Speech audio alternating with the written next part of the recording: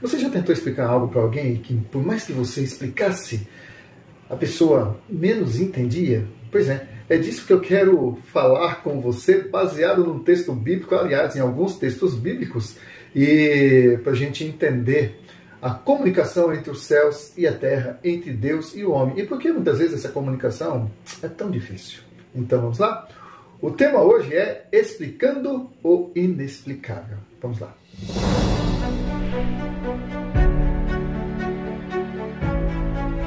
Eu quero começar lendo aqui o texto de Hebreus capítulo 1, versículos 1 a 3, que diz o seguinte: Havendo Deus outrora falado muitas vezes e de muitas maneiras aos pais pelos profetas, nesses últimos dias nos falou pelo Filho, a quem constituiu herdeiro de todas as coisas, pelo qual também fez o universo.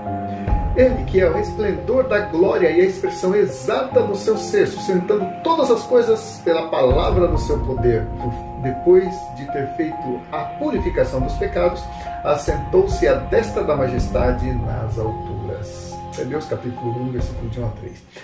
Esse texto foi, ou esse livro, né, o livro de Hebreus, foi escrito aos judeus que haviam se convertido na época ali do apóstolo Paulo, né, no início da igreja.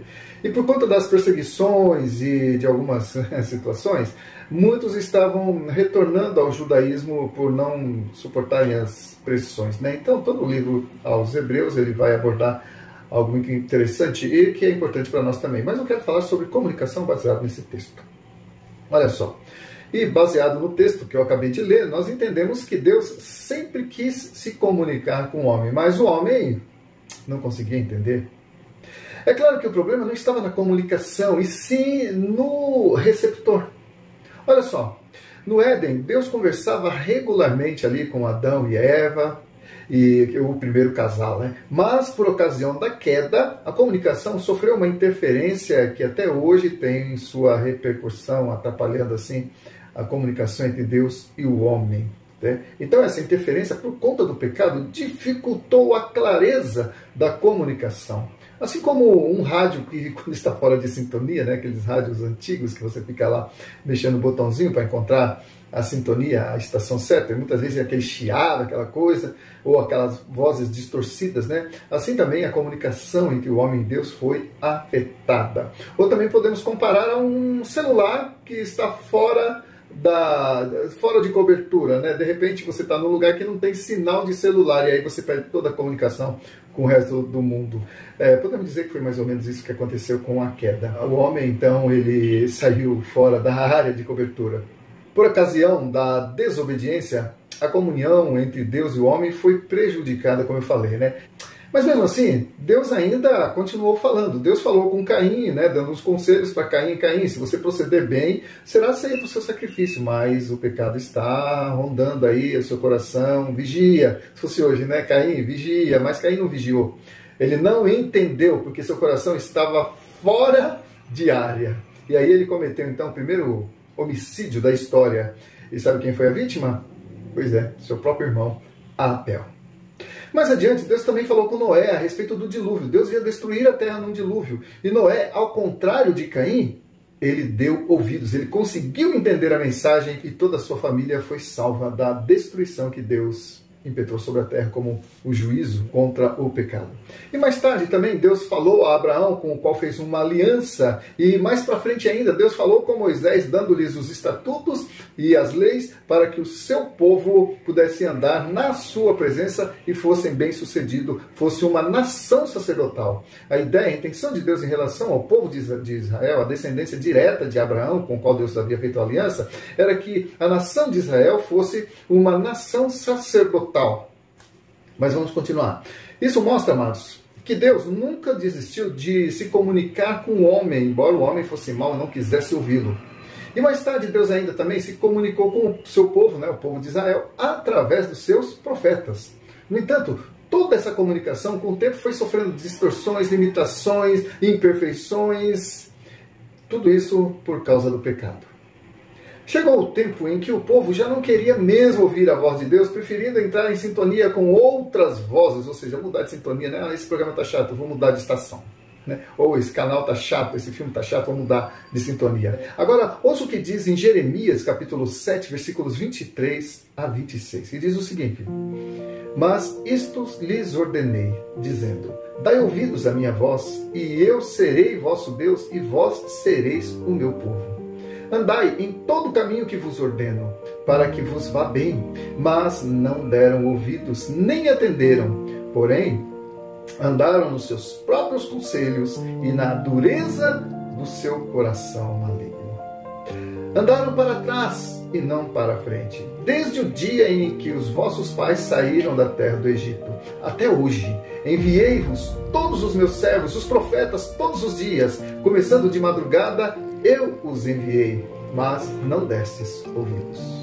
Olha só, né? Aqui nós vemos Deus se esforçando por ensinar o caminho certo, bom e correto para que o povo de Israel fosse bem sucedido, mas eles preferiram ouvir a própria voz do coração ou a voz de outros deuses que estavam ali mais próximos, né? O que nos leva, amados, a algumas questões. A primeira é comunicação interrompida pelo pecado. Quando Adão e Eva pecaram, não só a comunhão foi afetada, mas também a comunicação. Esse é o problema que se perpetuou pelas gerações seguintes, e olha só a miséria que tudo isso deu, né? Mas Deus não permitiria que a sua comunicação com a sua mais sublime criação fosse prejudicada e ficasse indefinidamente sem conserto.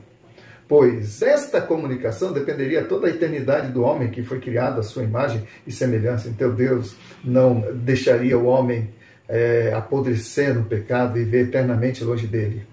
Então, para corrigir o problema, o próprio Deus despiu-se da sua glória e majestade e assumiu a natureza humana, até então corrompida pelo pecado. Ouça o que diz no livro de João, a partir do capítulo 1. No princípio era o Verbo, e o Verbo estava com Deus, e o Verbo era Deus. Ele estava no princípio com Deus. Todas as coisas foram feitas por intermédio dele, e sem ele, nada do que foi feito se fez. A vida estava nele, e a vida era a luz dos homens. A luz resplandece nas trevas, e as trevas não prevaleceram contra ela.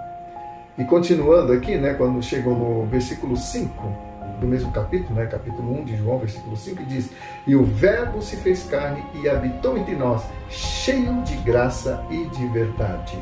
E vimos a sua glória como do unigênito do Pai. Amado, isso quer dizer que o Verbo se fez carne.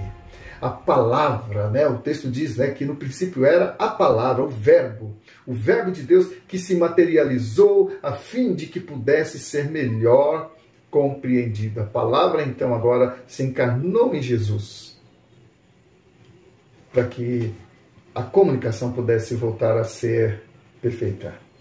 O que nos leva ao próximo ponto. Jesus pagou a conta e a comunicação pôde ser restaurada. Deus, por amar tanto o homem, não permitiria distanciar-se dele. O pecado, por nocivo que fosse, jamais seria maior do que o amor e o perdão de Deus. E assim, no tempo certo, Jesus, o mistério da encarnação do Verbo, entrou em cena. O Verbo se fez homem, e assim como os homens puderam tocá-lo, vê-lo e ouvir a sua voz de maneira muito nítida, ele tornou-se um de nós, para que nós pudéssemos nos tornar um com ele.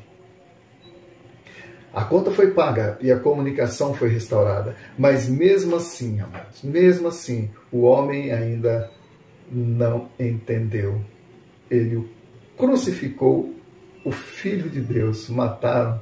Mas é claro, tudo isso estava dentro do propósito de Deus, né? Enfim, olha só, o mistério que ninguém conseguia explicar aconteceu. O eterno, o imortal, o infinito se manifestou plenamente em um homem mortal, assumindo a fraqueza humana, toda a natureza humana. Aquele que criou o universo e é tão superior a tudo que possamos imaginar, se tornou como um de nós, para que nós pudéssemos entender a mensagem. Mas qual é a mensagem afinal? Essa mensagem, amado, está em João 3,16, que é um texto muito conhecido e que resume muito perfeitamente essa mensagem. Porque Deus amou o mundo de tal maneira que deu seu Filho unigênito, para que todo aquele que nele crê não pereça, mas tenha a vida eterna. Mas Jesus, amado, foi mais além do que isso. Ele não apenas assumiu a nossa identidade, mas ele assumiu também as nossas fraquezas, ele assumiu a nossa maldade. Ele suportou todo o ódio, ofensa, injustiças, a violência e a morte. E mesmo tendo poder para impedir tudo isso, Jesus tinha que suportar aquilo, pois o destino da humanidade dependia da sua vitória sobre a morte. E olha, amado, vou dizer para você, o preço foi muito, muito, muito alto. Só lá na glória nós vamos saber a dimensão do que Jesus fez por nós. Mas Jesus foi além. Ele não apenas assumiu nossa identidade.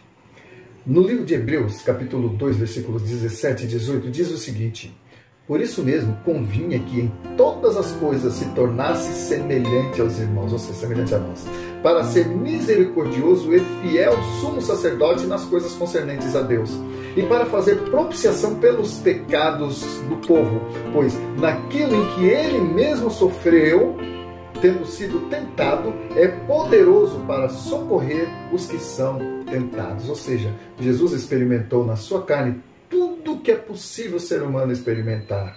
E ele nunca recuou, nunca falhou, nunca desistiu. E nunca mudou de ideia.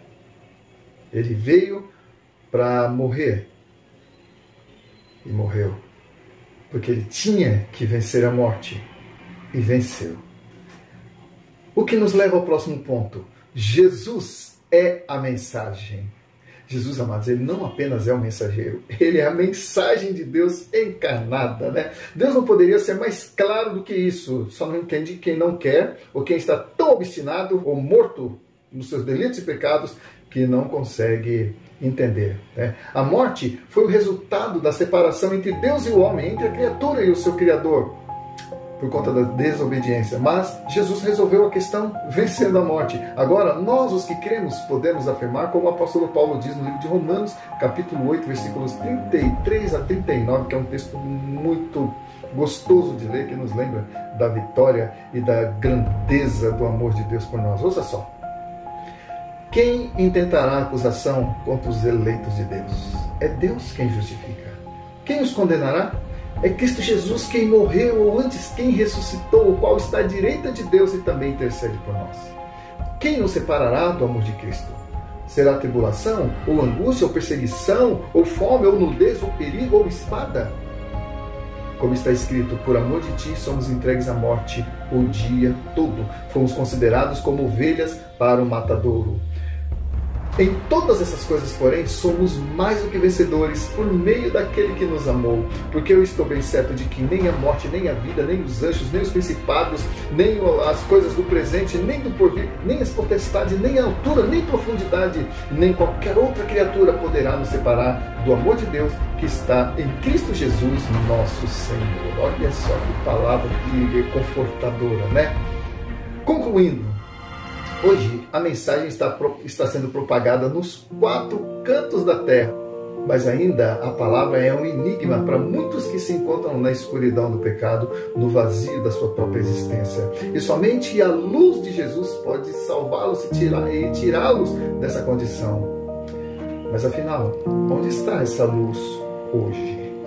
A resposta está em Mateus capítulo 5, versículos 14 e 16, que diz: vós sois a luz do mundo. Não se pode esconder a cidade edificada sobre um monte, nem se acende uma candeia para colocá-la debaixo do alqueire, mas no velador, e alumia todos os que se encontram na casa. Assim também brilhe a vossa luz diante dos homens, para que vejam as vossas boas obras e glorifiquem o vosso Pai que está nos céus. Um pastor disse certa vez: pode ser que a sua vida seja a única Bíblia ou a primeira Bíblia que o seu amigo, que o seu parente, que o seu vizinho ou que até um estranho vai ler. Nas Escrituras estão registrados os Evangelhos segundo Mateus, segundo Marcos, o Evangelho segundo Lucas, o Evangelho segundo João. E hoje, como será este Evangelho segundo você? Porque nós somos a carta de Deus, nós cristãos, somos a carta de Deus para esta geração. E quando as pessoas olham para nós, o que elas leem? Nas nossas atitudes, nas nossas decisões, nas nossas palavras, no nosso comportamento? Como é o Evangelho de Cristo na sua vida? Como é o Evangelho segundo você? Pense nisso, amado. E Que Deus te abençoe, né? Aqui já encerrando, que Deus continue usando a sua vida, que você seja uma voz profética nessa geração tão carente de referenciais, tão carente da verdadeira luz que ilumina o mundo e não nos deixa tropeçar. Então é isso, amém? E se você ainda não é inscrito nesse canal, se inscreva e dê aquele joinha também, compartilhe, ative o sininho das notificações e aguarde novas postagens, tá? Mas sobretudo, aguarde a volta de Jesus, porque como eu digo algumas vezes, a frase não é minha, mas eu sempre faço uso dela. Jesus disse que viria e veio. Jesus disse que morreria e morreu.